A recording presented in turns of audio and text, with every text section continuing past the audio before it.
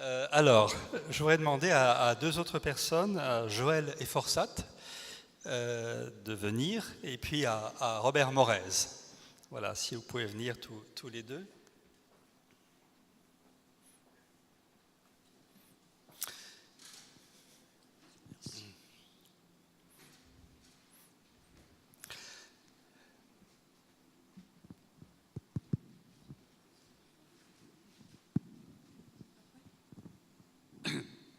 Alors, je vais reposer la même question, mais je vais la poser cette fois-ci à Joël. Alors Joël, voilà, elle est là.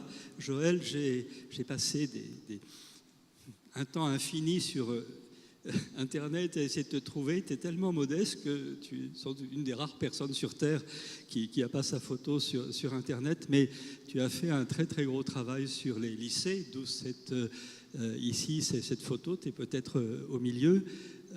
Que faisais-tu, Joël, le 13 février 78 ?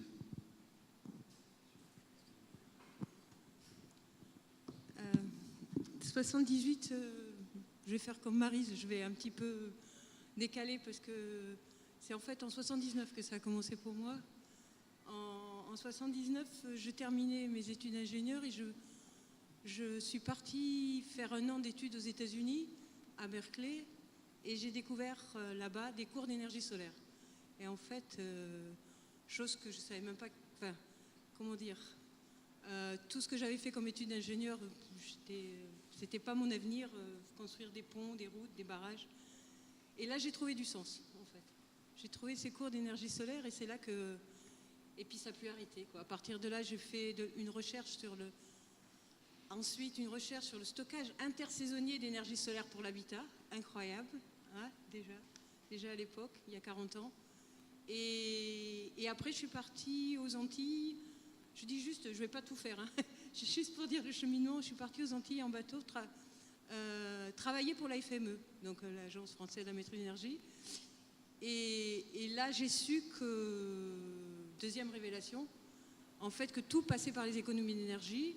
Et même si c'est moins sexy, moins intéressant, moins facile, je n'ai pas pu m'empêcher de toujours faire passer les économies d'énergie avant les énergies renouvelables. Et ça, pour moi, ça paraît plus vrai que jamais. Et enfin, à la relève, il faut le dire, quoi. N'oubliez pas les économies d'énergie. Voilà, et je vois au premier rang Bernard Lapronche qui a un grand sourire, et on en parlera tout à l'heure sur ce que tu viens de dire. Merci Joël. Alors, je voudrais maintenant passer la parole à Robert Morez. Alors Robert,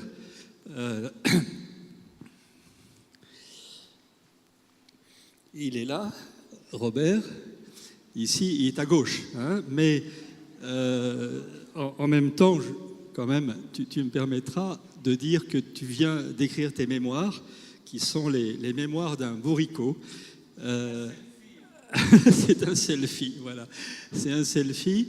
Alors Robert est agronome et Robert, on a travaillé ensemble il y a 40 ans. C'était au domaine de Gramont. Tu avais démarré le CAPEN. Robert est un agronome très connu dans le monde de l'agroécologie et de la permaculture. Et on peut même dire, cher Robert, que tu as inventé... tu as donné ton nom maintenant à une butte, hein, qui s'appelle la butte Morez. On peut dire que c'est l'art de la butte, en quelque sorte, hein, ça c'est formidable. Un petit mot sur que faisais-tu le 13 février 78, et puis après on parlera d'une journée un petit peu plus loin, assez épique. Le jour même, je ne me rappelle pas, à part qu'il faisait peut-être de la neige, mais c'était peut-être pas uniquement ce jour-là. Je me rappelle avoir été bloqué à Gramont par la neige, mais c'était peut-être aussi quelques années plus tard. Qu'est-ce que vous voulez, j'ai 83 ans, j'ai encore la cervelle à peu près en ordre de marche, mais enfin de temps en temps, c'est un petit peu un fromage de gruyère, hein. Je n'ai donc pas toujours le résultat à fournir directement. Moi, en ce qui concerne le stockage de l'énergie, pour rester dans l'énergie, je le fais par le biais de l'agriculture, de ce qu'on appelle maintenant la permaculture ou le bio, etc.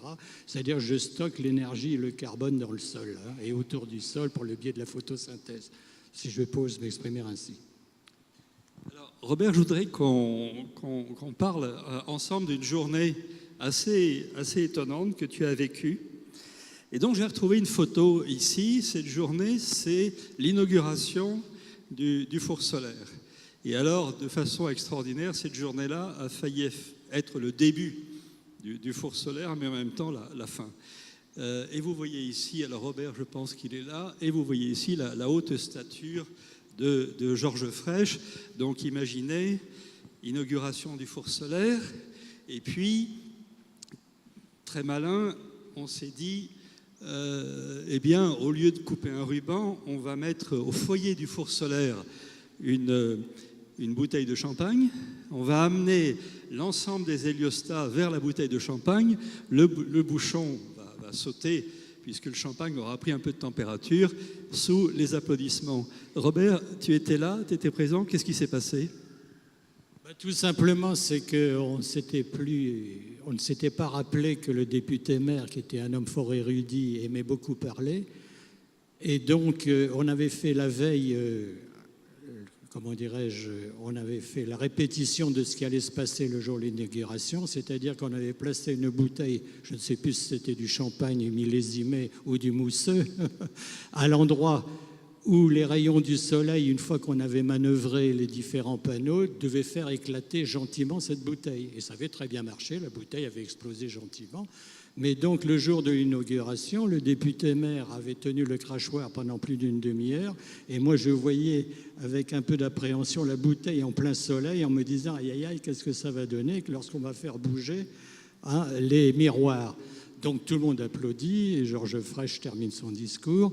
À ce moment-là, on fait dévier les miroirs pour obtenir la tache solaire à l'endroit de la bouteille. Tout a très bien fonctionné, à part que la bouteille a explosé avec une telle violence que moi-même j'ai été blessé. J'ai reçu un éclat ici sur le front. Frêche ne s'est pas démonté pour autant. Il avait reçu quelques éclats sur son veston, ça n'a pas été plus loin. Et après, dans le silence assourdissant qui avait succédé à cette explosion, une voix s'est élevée en disant « Mais c'est beaucoup plus dangereux que le nucléaire ». Alors je raconte ça dans mes mémoires, entre autres, je raconte ça dans mes mémoires.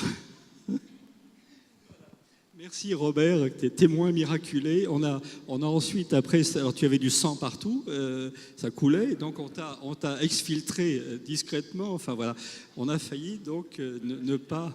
Voilà. Pour terminer, je dirais que je suis un ancien combattant du solaire, ancien certes, battant toujours, un peu moins con j'espère.